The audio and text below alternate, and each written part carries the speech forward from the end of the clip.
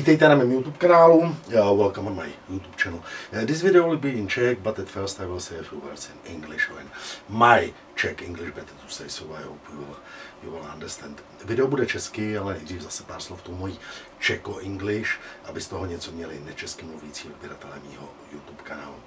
So, dear friends, I have now here on the table an old professional stereo amplifier Audin AD600T, produced by the Slovak company SESO, SESO Vráble, from the Slovak Republic.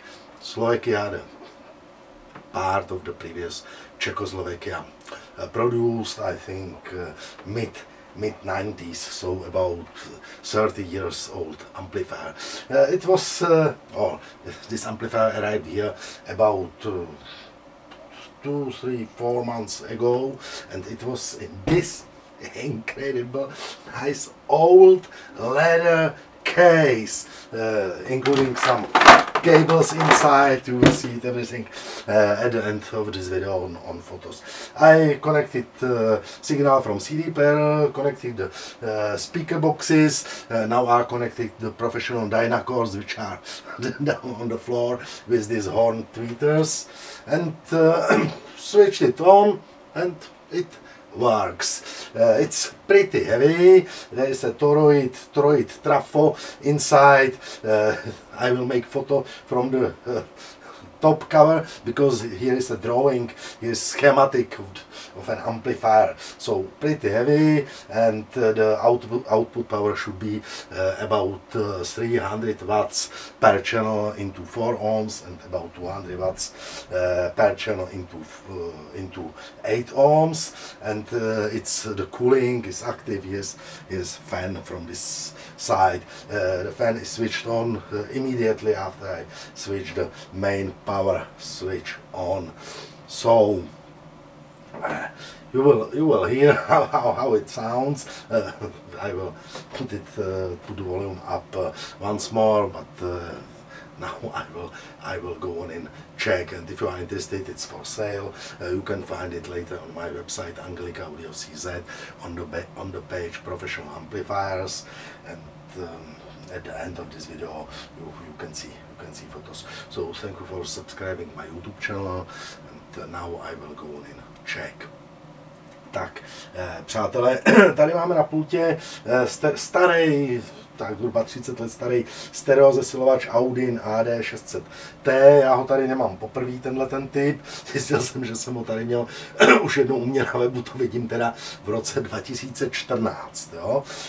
Výrobek slovenské firmy SESO Vráble, předpokládám zhruba tak z poloviny 90. let, ale ten kousek mě jsem dorazil asi před 3 měsícema, nebo někdy v prosinci, listopadu, s obrovskou várkou dalšího audia. Něco už je tady u mě na YouTube kanálu nebo u mě na webu, a spousta toho je ještě tady v chodbě před poslechovkou.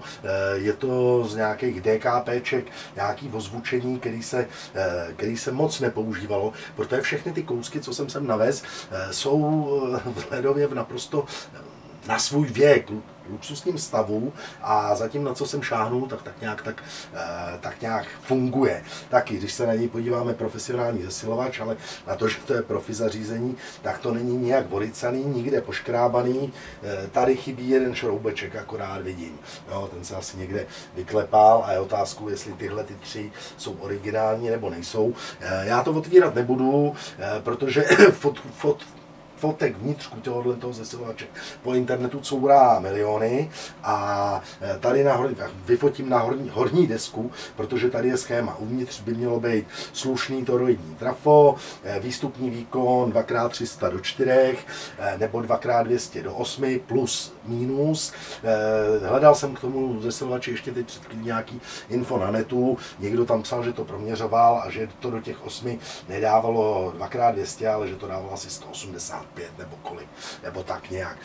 Aktivní chlazení, nebo tak větráček tady z levé strany, sepnul se hned, jak jsem zmáčknul, přepnul hlavní vypínač.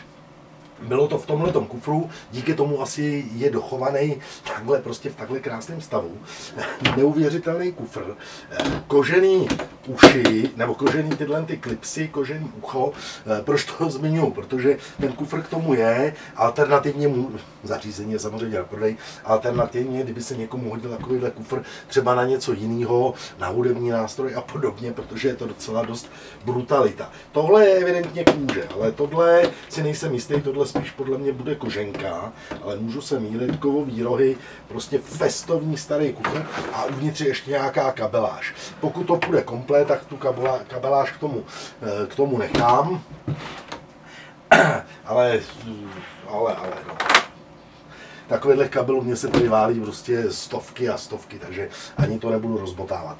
Zesilovač jsem položil tady na pult, připojil signál z běžného CD přehrávače, co mám tady pod pultem, připojil jsem ty Profi Dynakordy, co jsou tady na zemi teď, jo, byli jste zvyklí, že byli ve vejšce, jenomže ty byly na 850 postavený, Teslars 850 jsem prodal a nějak se mi to tady nepodařilo jinak lépe sestavit, takže Dynakordy jsou na zemi a k ním jsou připojeny jako vejšky tyhle obrovský horny. Když jsem to zapnul poprvé, asi před 20 minutama, hodně mi prskali poťáky volume, tak jsem to vypnul, trošičku jsem zahejbal, já nevím, minutku knoflíkama a už to přestalo prskat, jo. Ale to neznamená, že když si to přivezete domů, že vám to nezaprská. Jinak žádný další pazvuky jsem tady z toho neslyšel a hlavně já tu hlasitost tady při přímém zapojení CDčka do vstupu ani pořádně nevyzkouším, protože mi to neveme kamera. Jo? Já můžu pohnout s tím prostě tady o pár milimetrů, o půl centimetru z volume, ani ne o centimetr, protože ten výkon z toho je cítit. Jo, takže ukážeme si, jak to hraje, levý kanál, pravý kanál, nic dalšího tady na tom nevykoukám a udělám detailní fotky ze všech stran. A zesilovač samozřejmě určený k prodeji a bude vystavený do prodeje u mě na webu angelikaaudio.cz v rubrice profesionální zesilovače. A pokud k tomu budete chtít slušný bedny, protože myslím si, že to bylo v té várce s bednama Hoke, rok 1994, osazený Eminence, 200W 15, basový a tlakový tonsily. Jo?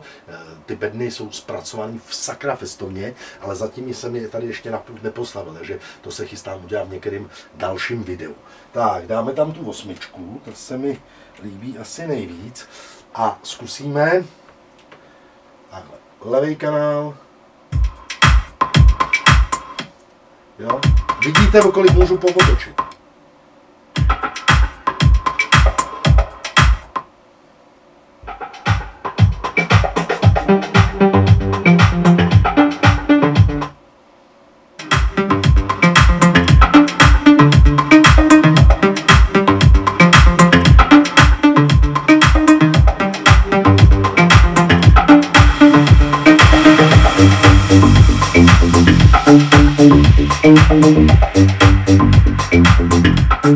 Takže přátelé, teď si to už ani neprskne, je fakt, že prostě to prskalo, ale stačilo párkrát, ono většinou to stačí prostě zahýbat poťáčkama a hotovo. Lepší, než do toho stříkat nějaký sajrajty. Takže nic dalšího tady na tom nevykoukáme a jdu udělat fotky a podívejte se na detailní fotky.